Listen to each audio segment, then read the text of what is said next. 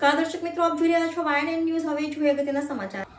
આગામી દિવસોમાં ગણેશોત્સવની પર્વની રંગેચંગે ઉજવણી થવાની હોય ત્યારે સંવેદનશીલ વિસ્તારમાં આવતા એવા પાણીગેટ વિસ્તારમાં ગઈકાલે સાંજે ડીસીપી અભિષેક ગુપ્તાની આગેવાનીમાં પોલીસનો ફૂટેજ પેટ્રોલિંગ સાથે જ વાહન ચેકિંગ કરવામાં આવ્યું. શહેરમાં શાંતિ અને સલામતી બની રહે તે માટે પોલીસ ખડે પગે પોતાની ફરજ નિભાવી રહી છે. ત્યારે શહેરના અતિ સંવેદનશીલ પાણીગેટ, મોગલવાડા, બાવા માનપુરા જેવા સંવેદનશીલ વિસ્તારમાં ડીસીપી, એસીપી, પીઆઈ અને સ્થાનિક પોલીસ સ્ટેશનના સ્ટાફ દ્વારા ફૂટ પેટ્રોલિંગ કરવામાં આવ્યું હતું.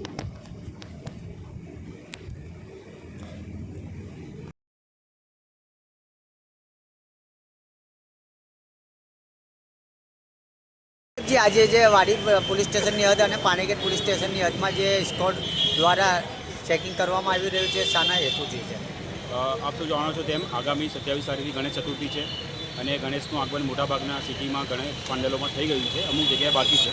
તો જ્યાં ગણેશના આગમન થઈ ગયા છે તે ગણેશજીની મૂર્તિને આગમન પછી ત્યાં કેવી રીતે વ્યવસ્થા ગોઠવવાની છે તે બાબતે આયોજકો સાથે મિટિંગ થાય તે માટે અને રસ્તામાં ફૂટ પેટ્રોલિંગ કરવામાં આવ્યું છે, જેથી આગામી તહેવાર શાંતિપૂર્ણ માહોલમાં વડોદરામાં લો એન્ડ ઓર્ડરની પરિસ્થિતિ થયા વગર આપણે પરિપૂર્ણ કરી શકીએ તે અનુસંધાને આજરોજ પાણીગેટ અને વાડી પોલીસ સ્ટેશનના સ્ટાફ સાથે ફૂટ પેટ્રોલિંગ રાખવામાં આવ્યું.